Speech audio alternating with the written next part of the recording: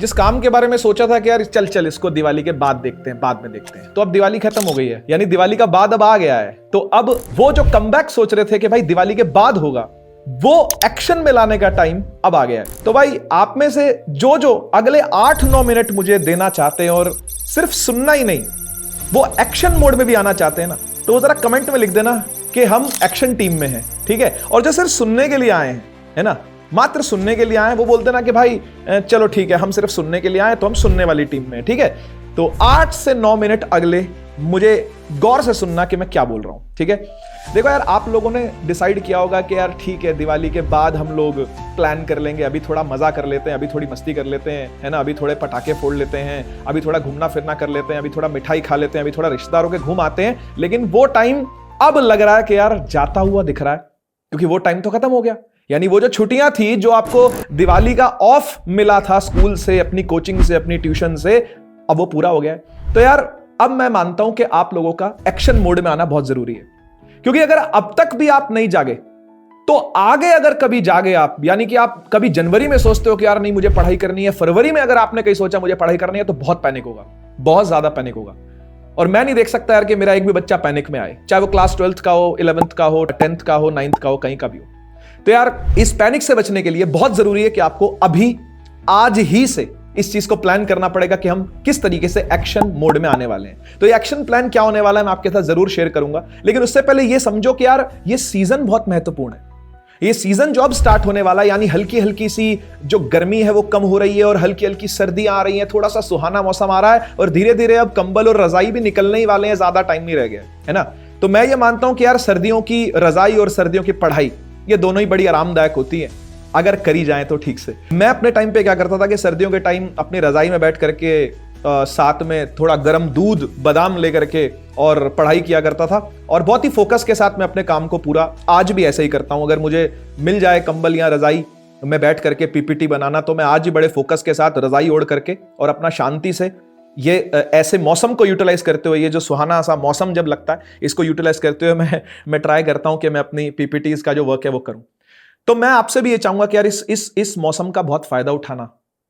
अक्टूबर खत्म हो रहा है, नवंबर आने वाला है, दिसंबर आने वाला है, जनवरी, फरवरी, ये 4 महीने बहुत सुहाना मौसम रहने वाला है, खूब सर्दियां पड़ने वाली हैं, ऐसा हम मान सकते हैं अगर सर्दियां अच्छे से पड़ती हैं तो भाई बहुत जरूरी है कि आप अपनी जो इवनिंग्स है, क्योंकि भाई इवनिंग जल्दी से सूरज ढल जाता है, दिन छोटे होते हैं, रातें लंबी होती हैं, तो आप जल्दी से अपना इवनिंग का जो रूटीन है वो खत्म करके अपना कोचिंग से आ करके, ट्यूशन से आ करके कहीं घूमने फिरने का टाइम अब तो ना ही निकालें, अपने दोस्तों को मना कर दें। और आपके दोस्त भी जो है वो जल्दी अपने घर को चले जाएंगे, भाई कोई अब 9-10 बजे तक घर में रहने वाला नहीं है ना, जल्दी ही गलियां भी सुनसान, सड़कें भी सुनसान हो जाती हैं, सर्दियों का टाइम होता है। तो आप अपने रजाई में बैठ करके आराम से फोकस के साथ पढ़ाई कर सकते हैं और अपना कमबैक जो है वो प्लान कर सकते हैं। अब एक कमबैक एक्शन प्लान में कैसे बदलेगा, इसके लिए आपको बहुत जरूरी है सबसे पहले डिसाइड करना कि आप अभी कहां पर हो। क्या आप बिल्कुल जीरो पर खड़े हो? क्या, मैं तो नहीं मानता यार कि कोई भी बच्चा बिल्कुल जीरो पर होगा। कुछ तो पढ़ा होगा, 2 चैप्टर पढ़े होंगे, 3 चैप्टर पढ़े होंगे, 4 चैप्टर पढ़े, कुछ तो पढ़ा होगा।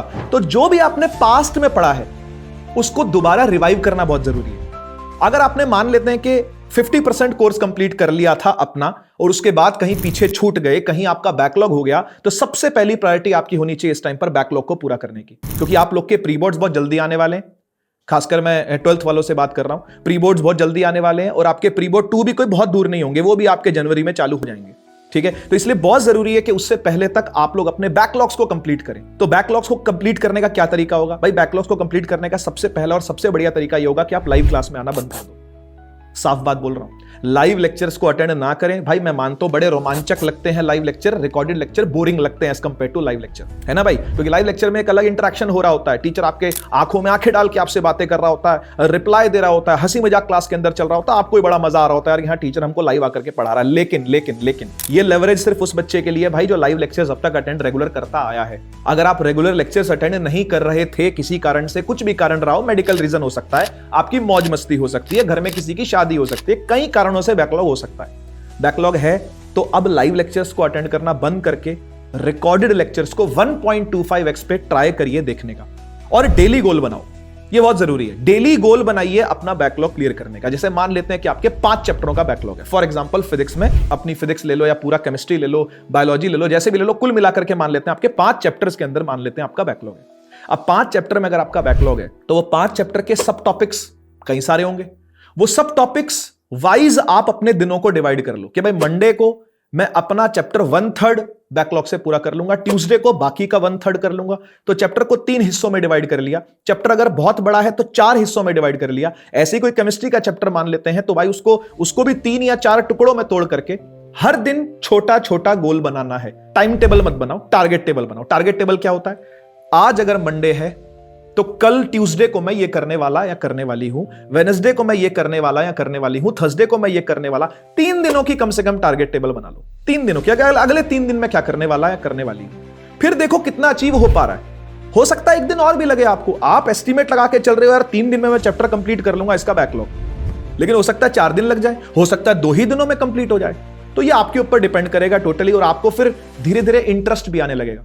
और एक बात बताऊं, ये एक एवलांच इफेक्ट होता है, स्नोबॉल इफेक्ट बोलते हैं इसको। एक बार अगर आपका बैकलॉग क्लियर होना चालू हुआ तो ये मोमेंटम की तरह बनता जाएगा और आपके अंदर एक मोटिवेशन आएगी, यार चल ठीक है 5 चैप्टर थे अब 4 ही रह गए, 4 थे अब 3 ही रह गए, 3 थे अब 2 ही रह गए और ये 1 भी खत्म हो गया। तो एक्शन टीम में अगर आप हो तो कमेंट सेक्शन में एक बार फिर से लिख देना कि we are in the action team, ठीक है। अब आते हैं उन बच्चों पर जिनके बैकलॉग्स नहीं है, और वो बहुत कम बच्चे ऐसे होते हैं यार, मैं तो मानता हूं कि 100 में से 20-25% बच्चे ऐसे होते हैं जिनका कोई बैकलॉग नहीं होता, बिल्कुल डिसिप्लिन से चल रहे होते हैं। ऐसे बहुत कम बच्चे होते हैं। तो ठीक है, अब उनकी बात भी कर लेते हैं। आप लोगों के लिए एक्शन प्लान कि आप लोग अब रिवीजन को प्लान करें, यानी पुराने चैप्टर्स जो आप लोगों ने पढ़े हैं उनको जिंदा रखें। भाई 15-15 चैप्टर होते हैं एक किताब के अंदर, आप कोई भी सब्जेक्ट उठा करके देख लो। अब वो अगर आप कंप्लीट कर चुके हो तो पक्की बात है कि आप पुराने वाले कुछ भूल भी रहे होगे। इसलिए एक बार जाओ और खुद को टेस्ट करो, देखो कि आपको चैप्टर 1 जो आपने पहली बार पढ़ा था, अप्रैल में पढ़ा था, मई में पढ़ा था, वो आपको अब कितना आता है। करके देखो ना एक बार, है ना, तो आपको भी समझ में आ जाएगा कि मैं कितने पानी में हूं। तो एक बार जाकर के उसको दोबारा रिविजिट करना पड़ेगा और उस पर समय ज्यादा लगेगा। कुछ बच्चे क्या करते हैं, जो लेटेस्ट पढ़ा था उससे रिवीजन स्टार्ट करते हैं, इससे भी एक अलग कॉन्फिडेंस आता है। ये भी एक स्नोबॉल इफेक्ट की तरह यूज होता है, क्योंकि अगर कभी आपने 15वां चैप्टर पढ़ लिया है या 14th चैप्टर आप लोगों ने कंप्लीट कर लिया और आप फर्स्ट चैप्टर से शुरू करोगे तो आप मोस्टली चीजें भूली हुई पाओगे। लेकिन अगर आप उल्टा चलते हो तो आपको काफी सारी चीजें याद रहेंगी, तो इससे भी एक कॉन्फिडेंस आपका बिल्ड होगा। तो यार मैं ऐसे करता था, मैं साफ बताऊं, लेकिन ये बच्चा टू बच्चा वेरी करेगा। आप लोगों ने मिड टर्म के एग्जाम दिए होंगे तो उस टाइम पर आपने बुक 1 जो आपके शुरू के चैप्टर्स थे वो आप लोगों ने पढ़े ना भाई। तो अगर वो पढ़े हैं और वो अच्छे से पढ़े थे अगर आपने, तो फिर आपको उनको रिवीजन करने में, उनको रिवाइव करने में, उनको जिंदा करने में इतना मेहनत नहीं करना पड़ेगा। समझ रहे हो ना?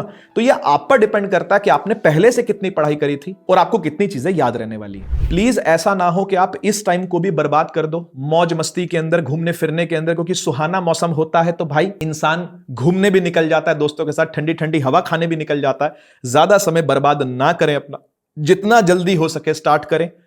और ये जो दिवाली के बाद होने वाला जो रिग्रेट होता है ना बच्चे को, इससे बचो। नहीं तो गिल्ट आपके पास हमेशा रहेगा। अगर आप कभी जनवरी में जाकर के 1 शॉट लेक्चर खोल करके देखोगे, कभी फरवरी में जाकर के 1 शॉट लेक्चर खोल के देखोगे और उसके नोट्स बना रहे होगे ना, तो हाथ भी कांपेंगे, वो हाथ भी ढंग से चलेंगे नहीं भाई, ये मैं आपको बता दूं। पेपर के दौरान उनको पैनिक अटैक आते हैं, एंग्जाइटी अटैक आते हैं उनको, लिटरली बोल रहा हूं। ये एंग्जाइटी है अटैक, ये पैनिक अटैक उन बच्चों में ज्यादा है जो जल्दी स्टार्ट नहीं करते हैं। इसलिए प्लीज 5 महीने आपके पास अभी भी हैं, थोड़ा सा अक्टूबर है आपके पास, नवंबर है, दिसंबर है, जनवरी है, फरवरी है। आपके फरवरी के एंड जाते जाते एग्जाम्स होंगे, बोर्ड के एग्जाम्स की बात करूं, या फिर अगर आप 11th में हैं, आप 9th में हैं, तो आपके नॉर्मल एग्जाम्स होंगे स्कूल वाले, तो वो भी आपके मार्च फर्स्ट वीक या फेब के लास्ट वीक से स्टार्ट होंगे। आपके पास अभी भी इनफ टाइम है, एम्पल टाइम है अपने आप का कमबैक खुद अपने हाथ से लिखने का। मैं आप सभी को all the very best wish करता हूं और प्लीज ट्राई करिएगा कि आप ये प्लान को एक्शन में लेकर के आए, सिर्फ आप मुझे सुनने के लिए ना आए। जय हिंद, जय भारत।